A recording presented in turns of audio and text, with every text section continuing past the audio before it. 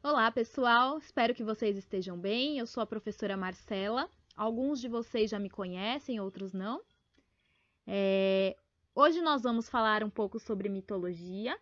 Mitologia é um tema que eu acho muito legal, muito interessante e muitos de vocês também vão gostar, porque ela vai falar sobre contação de histórias, certo?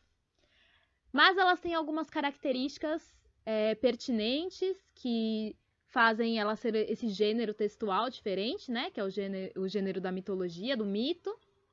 E a gente vai falar um pouco sobre esse conhecimento que os antigos passaram para nós. A mitologia que a gente vai abordar aqui nesse capítulo é a grega, a romana, que são praticamente a mesma coisa, porque um bebeu da fonte do outro. E também vamos falar da mitologia africana, certo? Que é muito interessante também é super rica.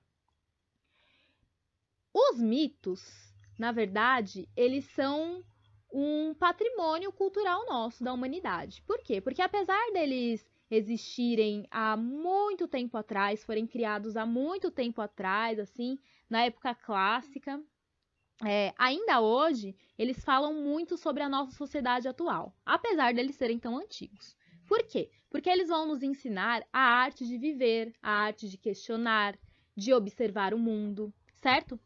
As histórias mitológicas, elas vão sempre falar um pouco sobre a origem do mundo, sobre a formação das coisas, o surgimento das coisas, mas não necessariamente no viés científico. A mitologia, ela não quer substituir a ciência, mas ela é uma maneira de explicar, né, de uma maneira religiosa, de explicar o surgimento das coisas, certo?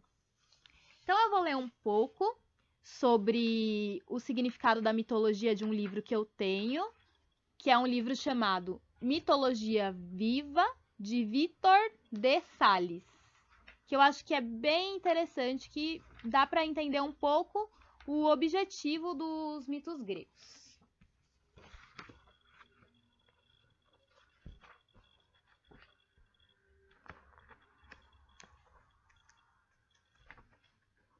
Só um minutinho. Aqui achei. Então, vou ler aqui para vocês. Os mitos não podem e nunca quiseram competir com a ciência e a razão. Então é aquela coisa que eu falei, eles não estão dando explicações científicas para o surgimento das coisas, para os fenômenos naturais, nada disso. Eles nos abrem as portas para outra realidade, o mistério de viver com seus dramas individuais e coletivos, suas angústias, medos, alegrias e anseios. Eis o ponto em que a ciência e a razão sempre fracassaram redondamente.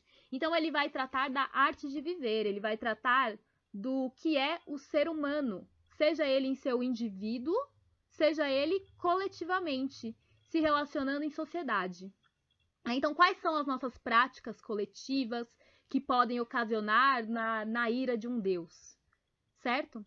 Quais são as nossas práticas individuais que podem prejudicar toda uma sociedade, toda uma cidade, né? Porque existem histórias em que uma prática de um indivíduo acaba sendo responsável pela fúria de um Deus que vai jogar uma praga nessa cidade.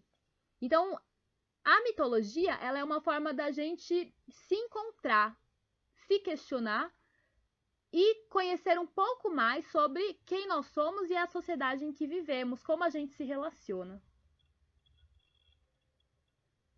Eis a beleza dos mitos que tanto nos fascinam e apaixonam. Eles não preveem, mas abrem portas e possibilidades para a nossa vida. Por isso são fantásticos e ambíguos. Exigem nossa participação e tomada de posição. Certo? Então os mitos, eles vão trazer possibilidades da nossa existência. Eles vão falar sobre nós mesmos, sobre o ser humano, sobre a sociedade, sobre as nossas crenças. E eu digo bastante sobre as nossas crenças porque essas sociedades antigas que resultaram no surgimento dos mitos não acreditavam num Deus só. Elas não eram sociedades monoteístas, como hoje é a maioria das sociedades aqui no nosso ocidente, certo? Que são sociedades cristãs, que acreditam em Jesus, em um Deus único. Não, essas sociedades acreditam em vários deuses. Então, esses deuses, eles sempre vão representar ou algum sentimento humano, ou algum fenômeno da natureza, certo? E aqui na imagem que nós temos da abertura, nós temos 2 quadros que vão representar uma das histórias da origem das coisas, que é a história de Prometeu.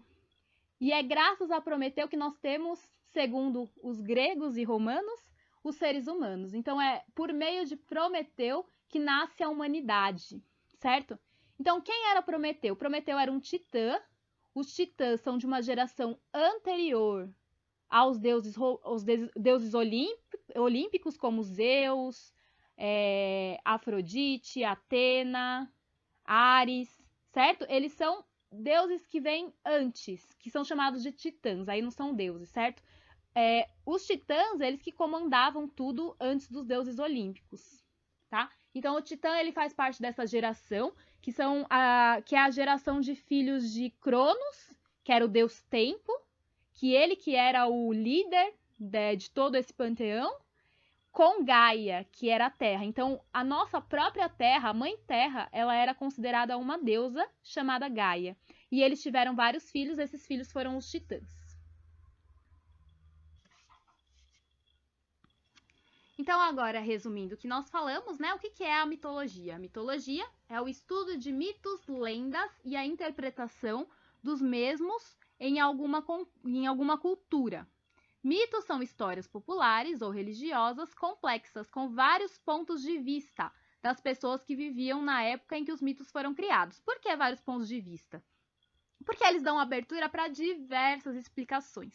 Por isso que os mitos são ainda hoje estudados. Cada um enxerga um lado diferente, cada um enxerga um ponto diferente, tá?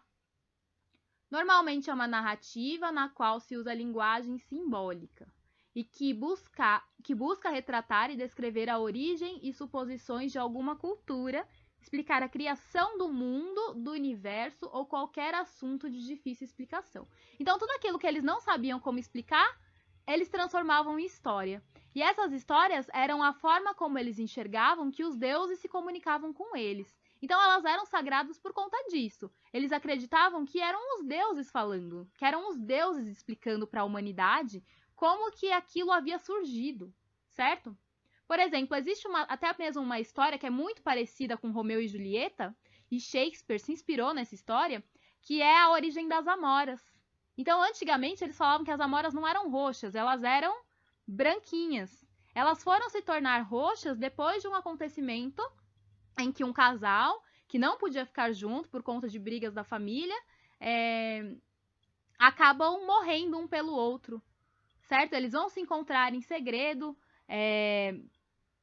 o moço pensa que a amada está morta, então ele vai lá e se mata. E ela, quando acorda, vendo a desgraça do que aconteceu, né? Na verdade, ela não acorda, ela retorna, que ela tinha ido para outro lugar, também acaba se matando.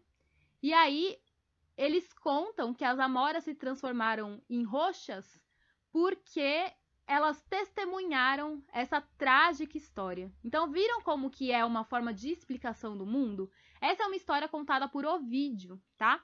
Que era um dos grandes historiadores, não, um dos grandes contadores de história da época.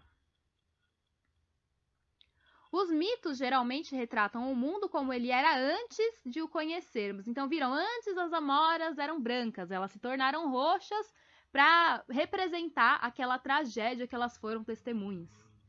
O tempo, o lugar e os personagens sobrenaturais e divindades fizeram com que muitos mitos tivessem um cunho religioso, sendo que em algumas religiões restam alguns resquícios mitológicos.